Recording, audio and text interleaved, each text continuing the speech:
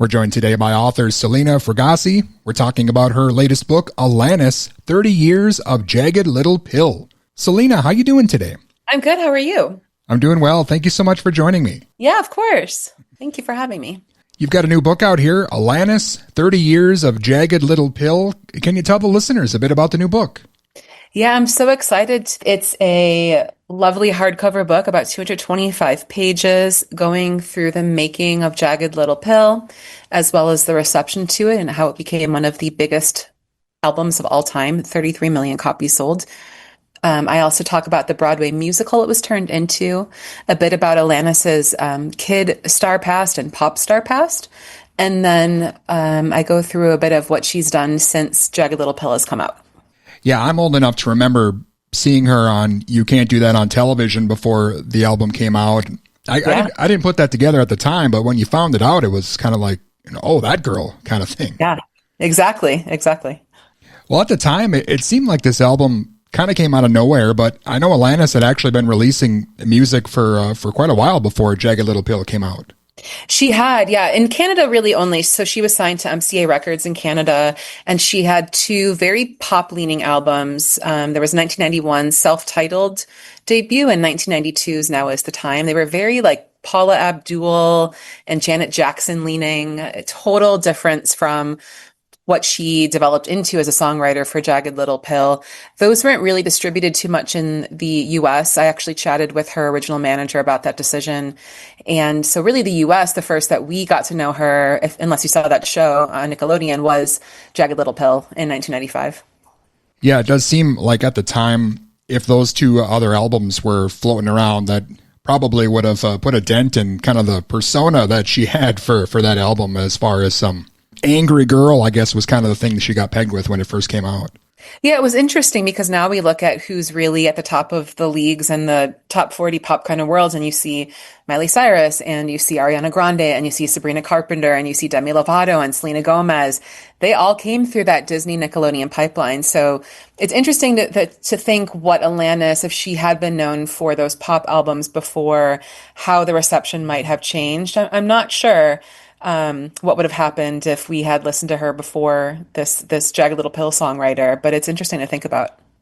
Well, you really take a deep dive into the album and every track, and I know you've got a lot of interviews and quotes from people who worked on the album and were really instrumental in her career early on. You've really gone deep into to the whole album here.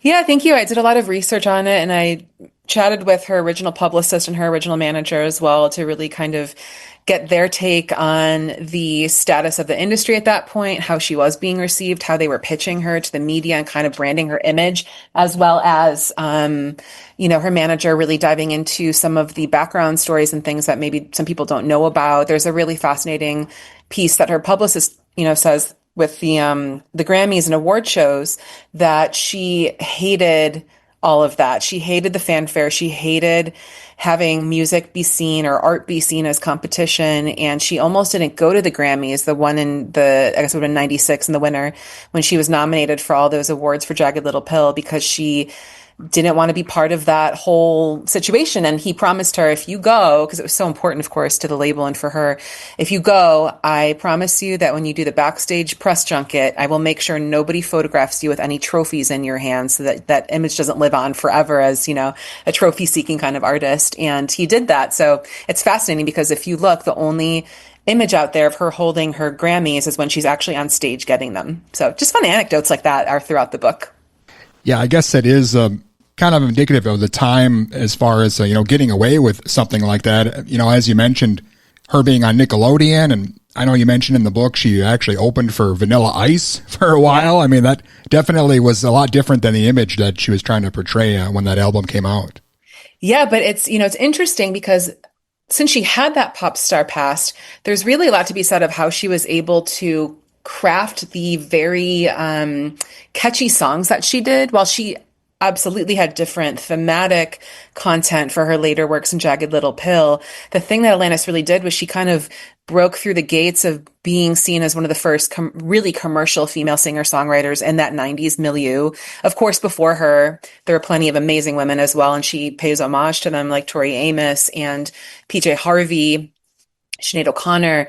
But while they definitely built up their fan base over time, Alanis just like was such a blitzkrieg when she came out in 1995 that I wonder if her pop star past really kind of informed the star that she did end up becoming. Remember first hearing You Ought to Know. I was in high school, and I think I thought maybe I was too cool for it.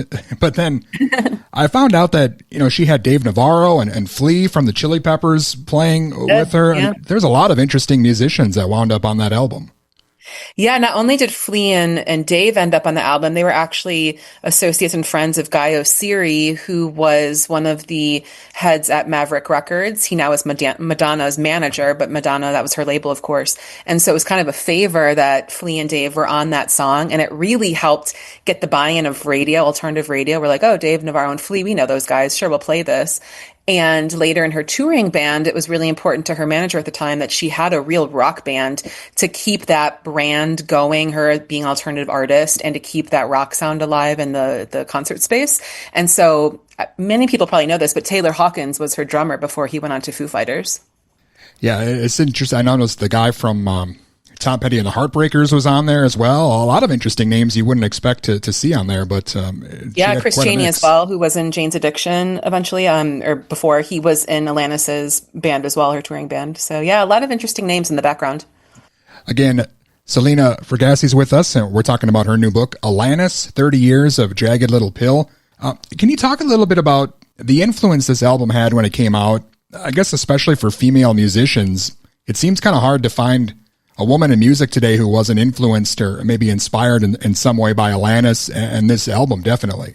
You're absolutely correct. There are so many female singer-songwriters and even rock artists that just sing her praises. I mean, from Shirley Manson of Garbage to Halsey to Taylor Swift to Pink to Katy Perry. Katy Perry actually sought out Alanis's producer, Glenn Ballard, for her first album because she loved Jagged Little Pill so much.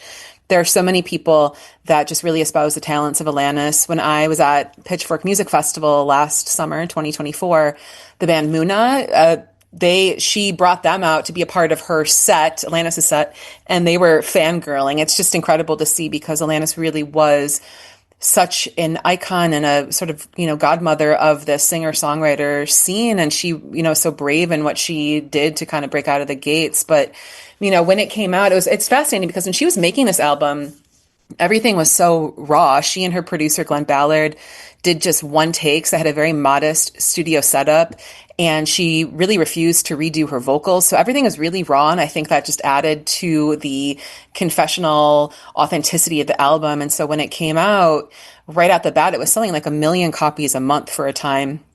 And it stayed in the Billboard charts for years. And I think what was kind of happening was at that time, alternative rock was blowing up, and you had bands like Nirvana, who of course really just totally changed the whole conversation with Nevermind a few years prior. But Alanis' Jagged Little Pill was really the first album that, while it was for everyone, it definitely spoke a lot to young females who also were looking for someone who had that same kind of angst they did too, a bit more specific kind of things going on in their lives. And she just resonated so much with that fan base.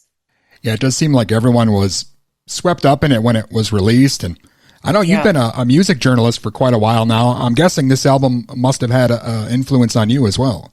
Yes.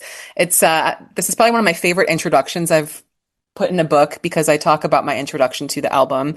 And it was really through an uncle of mine who, I call him the Lilith Fair ambassador. My uncle loved female singer-songwriters. It's really kind of random, but he did. And he introduced me to a lot of music. And I remember at the time I was 13 when Jagged Little Pill came out, and I didn't quite understand it. And she had some interesting choice of words in there. And me being a very innocent kid, I was like, what are we listening to? And he told me, he said, please listen to this album in a few more years, it will make sense to you then. And that stuck with me, and I did. And holy cow, it changed my life so much. I actually got into music journalism. The very first artist I wrote about in 2007 was an unknown Adele. No one knew her at that point. Sure. On a scale they do now. So my whole career has really been built around a passion for covering women in music. And in the book, I also interview a woman by the name of Amy Schroeder, who was the founder of a magazine called Venus that I had written for, Venus Zine, that I had written for in the beginning. So it was a very full circle kind of moment. But yeah, Jagged Little Pill was one of those albums that has stuck with me for the entirety of a lifetime here. And it changes every time I listen to it in the different life stage I'm in, which is a really, really cool thing about the album. It's very universal in that way. Yeah, it's funny. I was just doing the math. You and I are the exact same age. And Okay. I noticed you've written some other books. I know there was like a New Kids on the Block one. And it seems like that album is one that kind of maybe like flipped a switch from I'm a kid to now I'm growing up kind of thing for people our age. That's a great point. I think it really did. Yeah, I think, that was around the age when it came out. In 95, I was 13. That was around the age when I was kind of moving past. I mean, I loved like top 40 R&B, hip hop, pop at that point. And then around the age of like 13, 14, I really got into the 90s alternative scene, and I felt very seen. I grew up a kid who was bullied. I grew up feeling very otherized. I had the weirdest name in a very, homogenous community. And I felt like someone really spoke to me through music. And absolutely, that's a really good point. It was really a turning point for sure.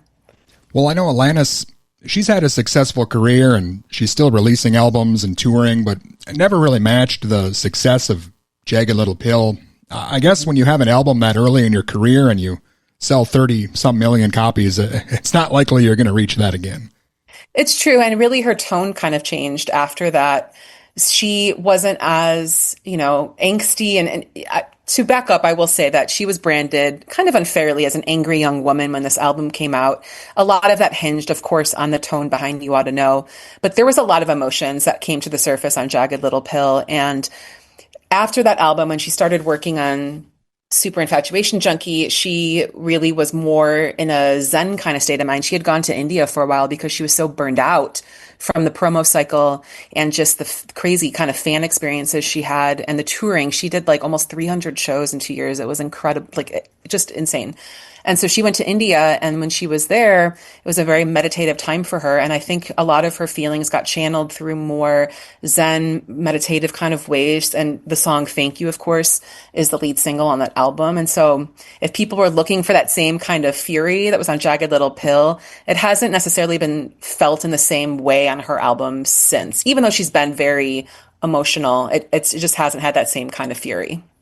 Sure. Well, again, Alanis, 30 Years of Jagged Little Pill is just out here. Selena, what are you working on next? Is there anything else maybe we should be looking out for? Yeah, thanks for asking. So the very same day that my Alanis book comes out, which is June 10th, I have another book also on Quarto Publishing about Greta Gerwig. So another really incredible female creator. I dig through her past as an actor, moving into a writer, director, producer. I loved working on that book as well. And then coming up, I have a few more that have not been announced yet, but they will be out this fall and one next year. So definitely a lot more to look forward to. And I'm really excited to share it with everyone. Excellent. Well, the Alanis book is great, and it's been great speaking with you. Hopefully we can chat again sometime when another one of these books come out. I would love to. Thank you so much for the conversation. I enjoyed it. Again, that was Selena Fragassi, and her new book, Alanis, 30 Years of Jagged Little Pill, is out now.